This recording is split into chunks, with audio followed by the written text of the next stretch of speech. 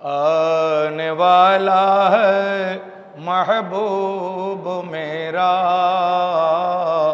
अर्श कुर्सी फरिश्तों सजाओ, सर्द कर दो जहन्नम के आतिश और जन्नत को दुल्हन बनाओ। उम्मे हानी के घर कमली वाले सो रहे थे कि जिब्रील पहुँचे।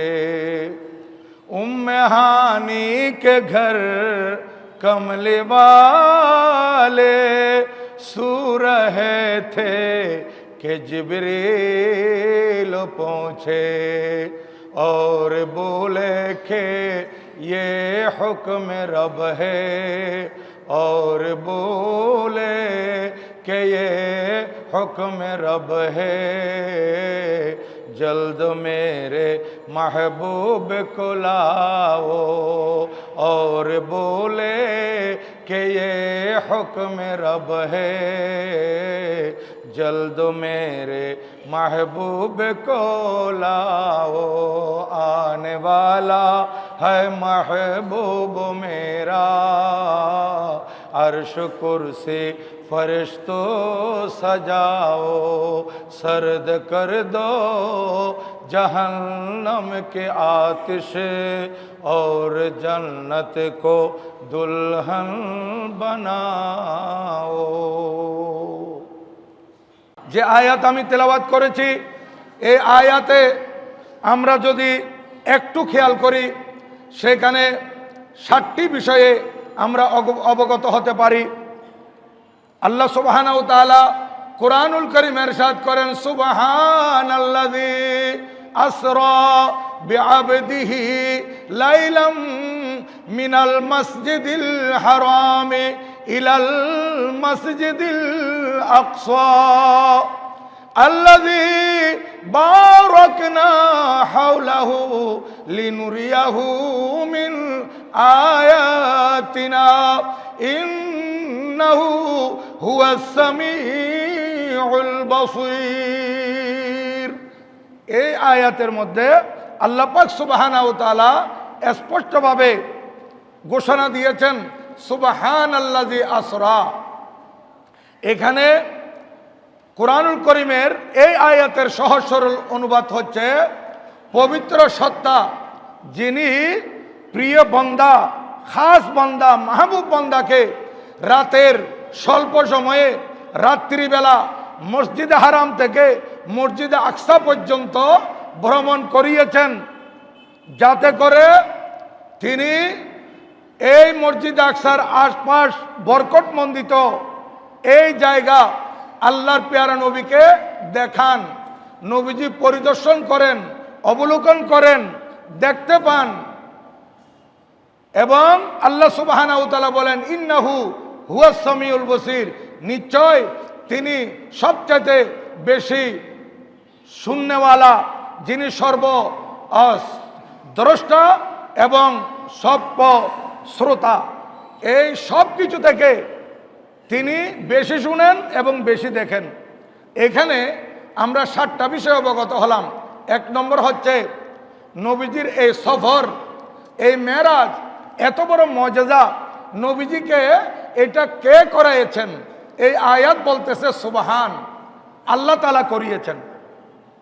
নবীজির এই বড় লম্বা সফর, এবং এটা এমন একটা সফর যেটা জ্ঞান এবং বিজ্ঞানে বোঝা যাবে না, মানুষের আকলে বোঝা যাবে না, মানুষের ব্রেইনে এটা আসবে না। জ্ঞান বিজ্ঞান বলবে এটা কেমনে সম্ভব। কিন্তু আল্লাহ সুবহানাহু ওয়া তাআলা মেরাজের আলোচনা করতে গিয়ে প্রথমেই বলে দিয়েছেন, আরে তোমরা জ্ঞানের ঘোড়া দৌড়ায় কোনো লাভ নাই, বিজ্ঞানের গবেষণায় তোমরা ফেল করবে, কারণ এগুলো তো সব আমার সৃষ্টি, আর আমার মাহবুবকে সফরটা আমি করেছি, যেই আল্লাহ সর্বশক্তিমান। আমি আল্লাহ সর্বক্ষমতার অধিকারী। এই জন্য মেরাজের ঘটনা বর্ণনা করতেই আল্লাহ পাক সুবহানাহু ওয়া তাআলা প্রথমে বলে দিয়েছেন সুবহান, পবিত্র সত্তা আল্লাহ সুবহান যিনি স্বীয় মাহবুব বন্দাকে ভ্রমণ করাইয়েছেন। আচ্ছা, এক নম্বর। দ্বিতীয় নম্বর, ভ্রমণ কে করেছেন? করাইছেন আল্লাহ। করেছেন কে? আমার আল্লাহ বলতেছেন বেআবদিহি। করেছেন কে? আল্লাহর খাস বান্দা, আল্লাহর প্রিয় মাহবুব, যিনি ইমামুল আম্বিয়া খাতামুন নবিয়্যিন নবী মুহাম্মদুর রাসূলুল্লাহ সাল্লাল্লাহু তাআলা আলাইহি ওয়াসাল্লাম। আচ্ছা, কোন টাইমে করিয়েছেন? দিনে না রাতে? দিনের বেলা না রাত্রি বেলা? আমার আল্লাহ বলেন আসরা, রাত্রি বেলা ভ্রমণ করেছেন, করাইয়েছেন। সময় কতক্ষণ লাগছে? কি সম্পূর্ণ রাত লেগেছিল? না রাতের 1 ঘন্টা, না 2 ঘন্টা? আমার আল্লাহ সুবহানাহু ওয়া তাআলা নিজেই বলতেছেন লাইলান, রাতের একেবারে স্বল্প সময়। এখানে লাইলানের উপর যে 2 জবর আছে, এটা নকরা বোঝানোর জন্য তনকির, একেবারে তকলিলের জন্য। একেবারে স্বল্প সময়ে এত বড় সফর আল্লাহর কুদরতে, নবীর মুজিজায় নবী ভ্রমণ করেছেন। সুবহানাল্লাহ। তাহলে 4টি বিষয় আমরা অবগত হলাম। ভ্রমণ করাইছেন আল্লাহ সুবহানাহু ওয়া তাআলা, ভ্রমণ করেছেন আমাদের প্রিয় নবীজি। ভ্রমণটা ছিল রাত্রিবেলা, সময় ছিল একেবারে স্বল্প। এখন আসেন কোত্থেকে কোথায়, কোত্থেকে শুরু হয়েছে? আমার আল্লাহ বলেন মিনাল মসজিদিল হারাম, মসজিদ হারাম, আল্লাহর ঘর বাইতুল্লাহ শরীফ যেখানে আছে, এই মসজিদ হারাম থেকে সফর শুরু হয়েছে। কতটুকুন পর্যন্ত সফর? আল্লাহ সুবহানাহু ওয়া তাআলা কোরআনুল কারীমে ইরশাদ করেন ইলাল মসজিদিল আকসা, মসজিদে আকসা পর্যন্ত। তাহলে 6টি জিনিস আমরা অবগত হলাম। প্রথমে 4টি, তারপরে 2টি। সফর কোত্থেকে শুরু হলো, কোথায় গেল, এইটার হলো। এরপর আর সে কেন করানো হলো? আমার আল্লাহ বলতেছেন লিনুরিয়াহু মিন আয়াতিনা, আমি আমার মাহবুব নবীকে সফর করাইছি। কেন? যাতে করে আমার মাহবুব নবী আমার আয়াত সমূহ, আমার নিদর্শন সমূহ, আমি আল্লাহর সৃষ্টির মধ্যে আশ্চর্যতম জিনিসগুলো আমার মাহবুব নবীর নিজের চর্ম চোখে দেখতে পান। আল্লাহু আকবার। ইয়া রাসূলুল্লাহ সাল্লাল্লাহু আলাইহি ওয়াসাল্লাম, ইয়া রাসূলুল্লাহ মুস্তাফা, জিন্দাবাদ, জিন্দাবাদ। তাহলে জিন্দাবাদ।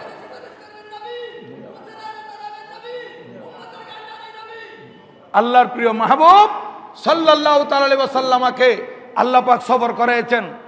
এই 7টি জিনিস সম্পর্কে অবগত হলাম।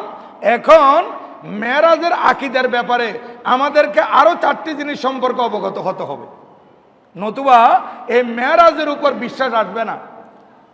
এই মেরাজ যদি আমরা বুঝতে চাই, তাহলে আমরা আরো 4টি জিনিস সম্পর্কে আমাদেরকে অবগত হতে হবে।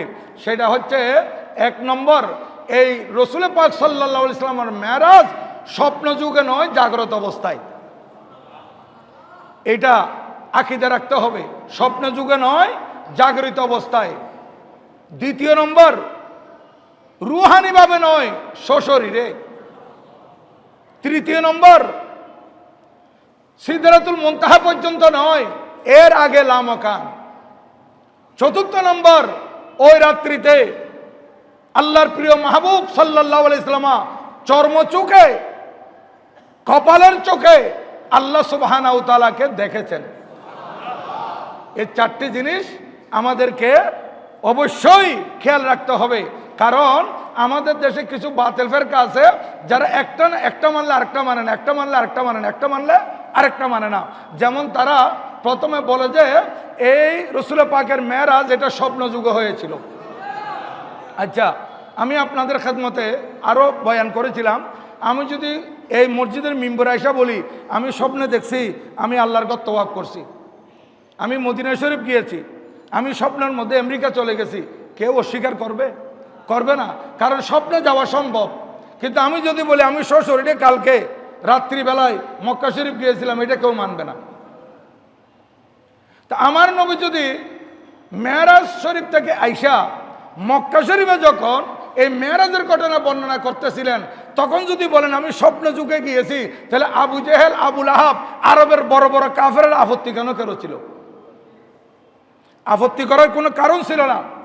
আপত্তি এই কারণে করেছে, যেহেতু আল্লাহর নবীজি সশরীরে মেরাজের কথা বলেছেন এবং নবীজি সওয়ারির উপর ছিলেন, বোরাকের উপর, বোরাক নিয়ে সশরীরে নবীজি মেরাজ করেছেন, এই কারণে কাফেরদের আপত্তি ছিল। এখন এই যুগে কাফেররা নয়, কোনো মুসলমান নামদারি যদি এই কথা বলে নবীজির মেরাজ যেটা হয়েছে এইটা এই স্বপ্নে যুগে হয়েছিল, সশরীরে হয় নাই, তাহলে আমি আপনাদেরকে বলবো আপনারা আবু জেহেল আবু লাহাবের উত্তরসূরি হয়ে গেছে। কারণ সশরীরে আপত্তি আবু জেহেল আবু লাহাবদের ছিল। আজকে আপনারা মুসলমান দাবি করে কেন সশরীরে মেরাজ অস্বীকার করতেছেন? নিশ্চয় আপনারা আবু জেহেল অথবা আবু লাহাব, আবু জেহেল তথা আবু লাহাব এদের উত্তরসূরি। আপনারা নামদারি মুসলমান। আপনারা যদি আসলে প্রকৃতপক্ষে ইমানদার হতেন, আমার নবীজির সশরীরে মেরাজ কোনোদিন অস্বীকার করতে পারতেন না। নবীজির এ সশরীরে জাগ্রত অবস্থায় নবীজির মেরাজ। দ্বিতীয় নম্বর হচ্ছে রুহানিভাবে নয়, সশরীরে। অনেকে বলে যে না এটা রুহানি মেরাজ ছিল। আরে রুহানি মেরাজ এর আগে আমার নবীজির 34 বার হয়ে গেছে। রুহানি মেরাজ আল্লাহর পেয়ারা নবীজির আরো 34 বার হয়েছে। যে মেরাজ 26 দিনগত 27 তারিখের রাত, এটা নিয়ে যদিও মাস তারিখ নিয়ে ইখতিলাফ আছে, কিন্তু আকসরের মতে এটা রজব মাস এবং 26 দিনগত 27 তারিখের রাত ছিল। এই রাত যে মেরাজ ছিল এটা নবীজির রুহানি ভাবে নয়, এটা ছিল সশরীরে। এটা আমাদের আহলে সুন্নাত ওয়াল জামাতের আকীদা। এই দুটি জিনিস আমরা মজবুতভাবে ধারণ করতে হবে, বুঝতে হবে। তারপর তৃতীয় নম্বর হচ্ছে নবীজির মেরাজ ছিল সিদরাতুল মুনতাহা পর্যন্ত, এরপরে নয়। তাহলে আমি বলবো আপনাদের খেদমতে যে এটা হচ্ছে কিছু বাতিলদের আকীদা। এরা মেরাজ এতটুকু মানতেছে যে কোন রকমে মানতে মানতে সিদরা পর্যন্ত আসছে। আর সিদরার মধ্যে আইসা হযরতে জিবরিল আলাইহিস সালাম বলেছিলেন, ইয়া রাসূলুল্লাহ, আমি যদি এক চুল পরিমাণ সামনের দিকে অগ্রসর হই তাহলে আমি জলে বর্ষা হয়ে যাব। আমার নবীজি বলেন, জিবরিল তুমি থাকো, আমি যাচ্ছি। এবং আমার নবীজি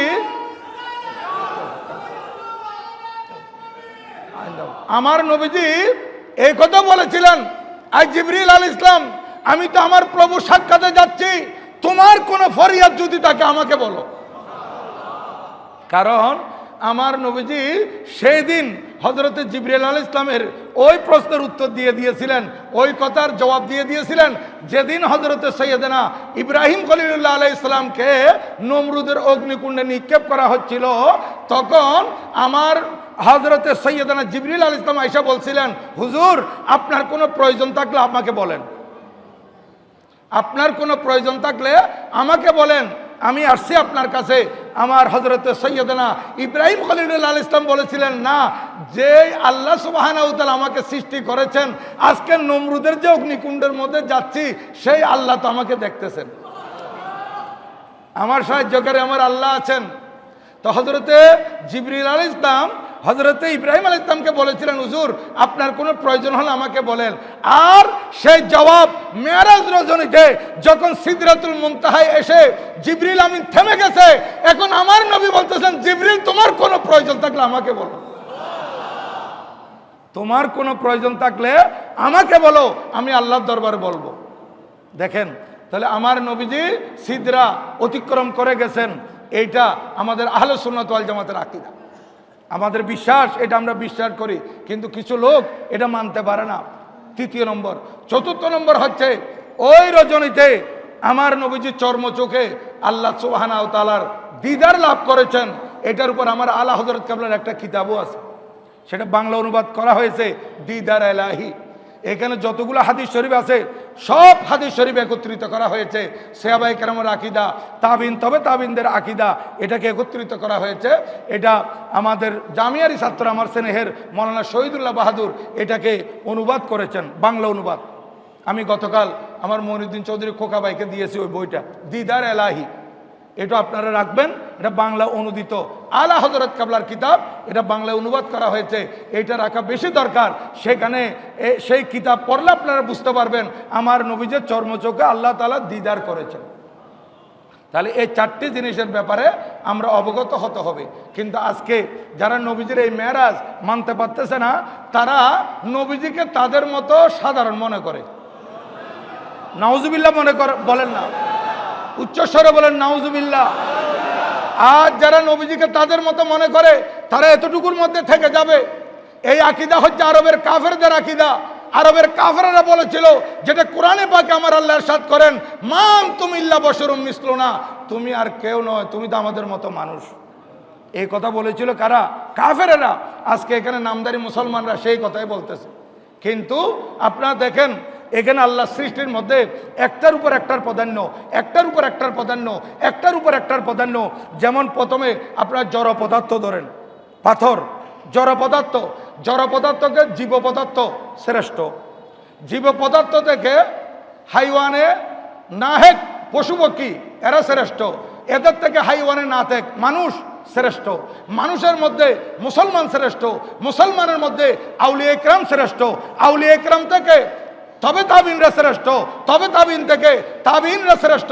তাবিন থেকে সাহাবা ইকরাম শ্রেষ্ঠ। সাহাবা ইকরাম থেকে আম্বিয়া ইকরাম শ্রেষ্ঠ। আম্বিয়া ইকরাম থেকে রসুলগণ শ্রেষ্ঠ। রসুলগণের মধ্যে উলুল আজম পয়গম্বরগণ শ্রেষ্ঠ। উলুল আজম পয়গম্বরদের মকাম যেখানে গিয়ে শেষ হয়েছে, সেখানে আমার নবীজির মকাম শুরু হয়েছে মাত্র। দেখেন আজকে ইয়া রাসূলুল্লাহ সাল্লাল্লাহু আলাইহি ওয়াসাল্লাম, ইয়া গৌসুল আজম দস্তগীর জিন্দাবাদ, জিন্দাবাদ। যারা এতটুকু বুঝে না, এরা নিজেকে মুসলমান কেমনে দাবি করে আর মানুষকে গুমরা করে, মানুষকে ভুল বুঝায়। আজ আমি আপনাদের খেদমতে এই দাইম নাজির জামে মসজিদের মিম্বর থেকে স্পষ্টভাবে বলতেছি, হায়াতুন নবীর মেরাজ সশরীরে জাগ্রত অবস্থায় লামকানে দিদারে ইলাহি, আল্লাহ তাআলার দিদার ওই মেরাজে হয়েছে। এটা আমরা সুন্নিদের আকীদা। এইটা যারা মানে, এরা হযরত সিদ্দিক আকবর রাদিয়াল্লাহু তাআলা আনহুর পক্ষের। এরা হচ্ছে হযরত সৈয়দনা আবু বকর সিদ্দিক রাদিয়াল্লাহু তাআলা আনহুর পক্ষের। আর যারা মেরাজ নিয়ে তালবাহানা করবে, এটা সশরীরে নয়, রুহানিভাবে হয়েছে, জাগ্রত অবস্থায় নয়, স্বপ্ন যুগে হয়েছে, লামকান নয়, সিদরা পর্যন্ত হয়েছে, ওই দিন আল্লাহ দিদার হয় নাই। এগুলো যারা বলে, আমি স্পষ্ট বলতেছি, এরা আবু জেহেলের পক্ষের। কারণ এগুলো নিয়ে তালবাহানা করেছিল আবু জেহেল। এবং আবু জেহেল আমার নবীজির দরবার থেকে যখন এই আওয়াজ উঠার পর তার কানে পৌঁছলো, সে প্রবগণ্ডা শুরু করে দিয়েছিল। এদিক সেদিক কথা বলতে বলতে শেষ পর্যন্ত মানুষের মাঝে সে ভুল বুঝাচ্ছে যে এতদিন তোমরা এই নবীর ব্যাপারে, আমি তো তোমাদেরকে বলছিলাম, তোমরা তো আমার কথা শুনো নাই। আজকে দেখো এই তোমাদের যে নবী, তোমরা যে যাকে নবী মানতেছো, অবান্তর কথাবার্তা বলতেছে, অবিশ্বাস্য। এগুলো কি বিশ্বাস করা যায়? আচ্ছা, এই মেরাজের ঘটনায় অনেকে অ্যাক্সিডেন্ট করেছে। নতুন নতুন যারা কলমা পড়েছিল, এরা ওই আবু জেহেল আবু লাহাবে কমবক্ত জালেমদের কথায় পড়ে এরা দিন পরিবর্তন করে নিয়েছিল, নাউজুবিল্লাহ। আর শেষ পর্যন্ত আবু জেহেল সিদ্ধান্ত নিল, এইবার আবু বকর সিদ্দিককে বুঝাইতে পারবো, এখন আমি ওকে ফেরাইতে পারবো। দেখি আবু বকর সিদ্দিক, উনি তো ওনার নবীর জন্য দিওয়ানা, ওনার নবীর দরবারে আসবে, রাস্তার পথ ধরে দাঁড়িয়ে আছে, অপেক্ষা করতেছে। হযরত সিদ্দিক আকবর রাদিয়াল্লাহু তাআলা তশরিফ আনতেছেন, আমার নবীজির দরবারে যাবেন। আবু জেহেল পথ আটকে দিল। কি ব্যাপার? কি বলে, ব্যাপার কি? তুমি যে নবীর কলমা পড়েছো, সেই নবীর ব্যাপার আর কি? তো সেই নবীর ব্যাপার কি? বলে, সেই নবী গত রাত্রে নাকি এইরকম এরকম, কোথায় মসজিদে হারাম, কোথায় মসজিদে আকসা, কোথায় সিদরা, কোথায় লামকান, এগুলো অবান্তর কথাবার্তা বলতেছে। উনি সফর করছেন রাতের অল্প ভাগের মধ্যে, এগুলা কি মানা যায়? আজকে আমি এগুলো শোনার পর অনেককে বলছি, অনেকে আমার দলে চলে আসছে। এই জন্য তোমাকে বুঝাচ্ছি, ভাই তুমিও দেখো তোমার নবী এই ধরনের কথাবার্তা বলতেছে, এগুলা কি মানা যায়? তখন সিদ্দিক আকবর রাদিয়াল্লাহু তাআলা আনহু বলতেছেন, কে বলতেছে এরকম কথা? কে বলতেছে? আবু জেহেল বলতেছে, তোমার নবী বলতেছে। হযরত সিদ্দিক আকবর রাদিয়াল্লাহু তাআলা আনহু বলেন, এই আবু জেহেল জেনে রাখো, যেই নবীজির কথায় আল্লাহকে দেখি নাই, এক আল্লাহ মেনে নিয়েছি, এই নবী যদি শুধু মেরাজ নয়, এর থেকে আরো দূরের কিছু বলে, সেটা আমি এখন মেনে নিলাম। আমি এখনো নবীজির দরবারে যাই নাই, তুমি বলতেছো আমার নবীজি বলেছেন, তো তোমার থেকে শুনে নবীজির কথা আমি এখনই মেনে নিলাম। আমি এখনো নবীজির দরবার পর্যন্ত পৌঁছি নাই, তুমি যখন বলেছো আমার নবীজি এই কথা বলেছেন, তাহলে আমি মেনে নিলাম। লাউ আবাদা যালিকা লাউ সাদ্দিকুহু, এর চাইতে আরো দূরের খবর দিল সেটা আমি মেনে নেব আমার নবীজির ব্যাপারে। কারণ ওই নবীজির কথাই আমি লামকানের খোদা নৈরাকার খোদাকে এক বলে জেনে নিয়েছি। এদিন থেকে হযরত সাইয়েদনা আবু বকর রাদিয়াল্লাহু তাআলা সিদ্দিক হয়ে গেছেন, আর আবু জেহেল জিন্দিক হয়ে গেছে। তাই বলতেছি, আমার নবীজির মেরাজ শরীফ এটা জাগ্রত অবস্থায় সশরীরে লামকান এবং চর্মচোখে আল্লাহকে দেখেছেন, এই বিশ্বাস হযরত সিদ্দিক আকবর রাদিয়াল্লাহু তাআলা আনহুর। আমরা আহলুস সুন্নাত ওয়াল জামাতের অনুসারী, আমরা এটা বিশ্বাস করি, আমরা হযরত সৈয়দনা সিদ্দিক আকবর রাদিয়াল্লাহু তাআলা দলের। আর যারা মেরাজ নিয়ে বলবে সশরীরে নয়, রুহানিভাবে, এটা জাগ্রত অবস্থায় নয়, এটা স্বপ্ন যুগে, এটা লামকানে নয়, সিদরা পর্যন্ত আল্লাহকে দেখে নাই, এই কথা যারা বলবে আমি বলতেছি তারা আবু জেহেলের দলের। এখন প্রত্যেকের রুচির একটা ব্যাপার আছে, স্বাধীনতার একটা ব্যাপার আছে।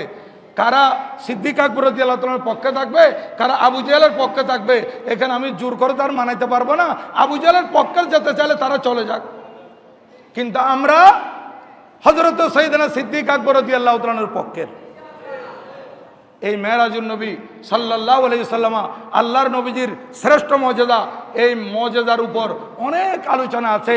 আর বিশেষ করে এই মেরাজুন নবী সাল্লাল্লাহু আলাইহি ওয়াসাল্লাম দেখবেন আমরা আহলুস সুন্নাত ওয়াল জামাতের অনুসারী যারা আমরা পালন করি, কিন্তু কোনো বাতিল দল এই মেরাজুন নবী সাল্লাল্লাহু আলাইহি ওয়াসাল্লাম পালন করে না।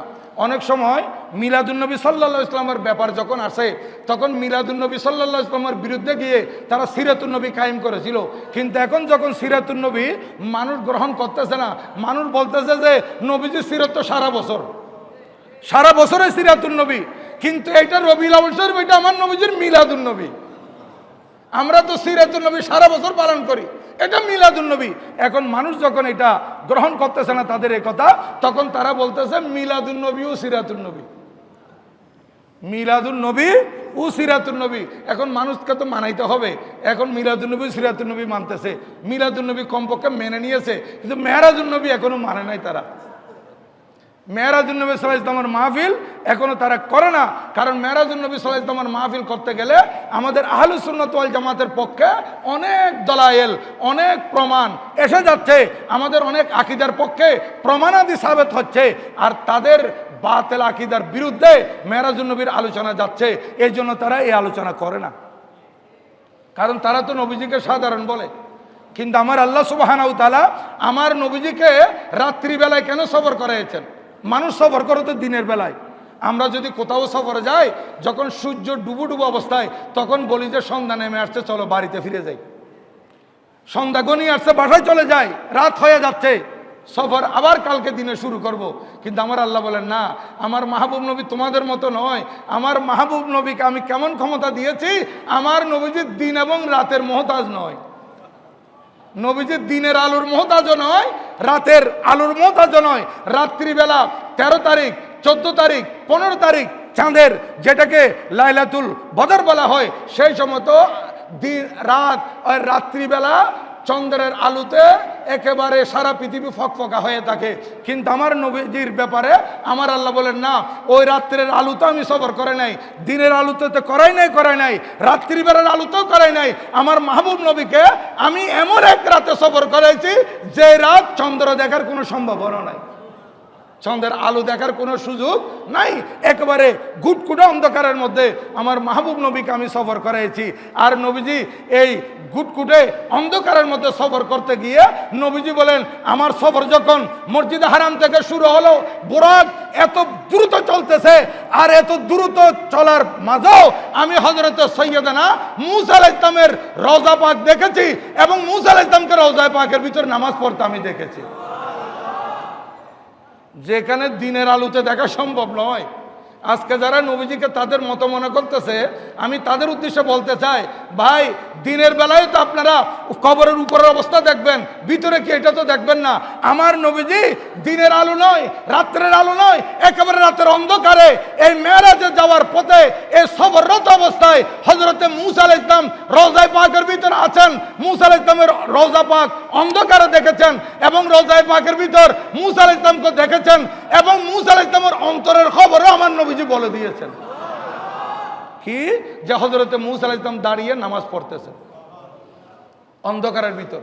তো আমার নবীজিকে আল্লাহ পাক এমন শানের অধিকারী করেছেন, আমার নবীজিকে আল্লাহ সুবহানাহু ওয়া তাআলা আল্লাহ সৃষ্টির কিছুর মুখাপেক্ষী করেন নাই, বরং সৃষ্টিকুলকে আমার নবীজির মুখাপেক্ষী করে দিয়েছেন। এই কারণে বলেছেন ওয়ামা আরসালনাকা ইল্লা রাহমাতাল লিল আলামিন, আমার নবীজি হচ্ছে জগৎ সমূহের জন্য রহমত। তাহলে রহমত আমাদের দরকার, তাহলে নবীজি আমাদের দরকার, আমার নবীজি আমাদের জন্য রহমত। ইনশাআল্লাহ আগামী জুমার মধ্যে আপনাদের খেদমতে এই পবিত্র মেরাজুন নবী সাল্লাল্লাহু আলাইহি ওয়াসাল্লামের উপর ইনশাআল্লাহ আলোচনা হবে। আপনাদের খেদমতে দাওয়াত দেওয়া হচ্ছে আগামী সোমবার রাত্রে আপনারা এখানে আসবেন। এই মসজিদে পবিত্র মেরাজুন নবী সাল্লাল্লাহু আলাইহি ওয়াসাল্লামের উপরও আলোচনা হবে। আর মেরাজুন নবী সাল্লাল্লাহু আলাইহি ওয়াসাল্লামের উপর কিছু ইবাদত বন্দেগী যেগুলো আমি আমার ফেসবুক জুবাইর রেজভী আইডির মধ্যে দিয়ে দিয়েছি, সেখানে অনেক ভাইরা নিয়েছেন, দেখেছেন, এবং আপনারা যদি পারেন ওখান থেকে নিয়ে এটা ফটোকপি করে ভাইদের মধ্যে যদি বিতরণ করে দিতে পারেন। প্রবাস জীবনেও অনেক ভাইরা এগুলো গ্রহণ করতেছে এবং বলতেছে এটা আমাদের জন্য খুব ভালো হয়েছে। আমি দিতাম আগামীকালের দিকে, কিন্তু ভাইরা আমাকে আগেভাগে থেকে ফোন করে করে বলতেছে হুজুর মেরাজুন নবী সাল্লাল্লাহু আলাইহি ওয়াসাল্লামের যে আমল এগুলো তো এখনও পাইনি, একটু ঢেলে দেন আপনার ফেসবুকে, আমরা পাবো ইনশাল্লাহ। তো আমি এই জন্য আগেভাগে দিয়ে দিয়েছি, গত রাত্রে দিয়ে দিয়েছি। রাত্রে দিতে দিতেই প্রায় অনেক আলহামদুলিল্লাহ এই অনেক ভাইরা এগুলো শেয়ার করেছেন এবং বিভিন্ন আইডির মধ্যে শেয়ার হয়েছে। সাথে সাথে আরও ভাইয়েরা এগুলো আমাকে কমেন্ট করে বলতেছেন আলহামদুলিল্লাহ, ভাইয়েরা এগুলো আমল করতেছেন। অনেক ভাই বলতেছেন হুজুর এগুলো আপনি প্রতি বছর দেন, আমরা প্রতি বছরই আমল করি আলহামদুলিল্লাহ। তো আপনারা এগুলো আমল করার জন্য চেষ্টা করবেন। আচ্ছা, যাই হোক, আমি এতটুকুর মধ্যে সমাপ্ত করলাম। ওমা আলাইনা ইল্লাল বালাগ। ওয়াসসালামু আলাইকুম ওয়া রাহমাতুল্লাহি তাআলা ওয়া বারাকাতুহু।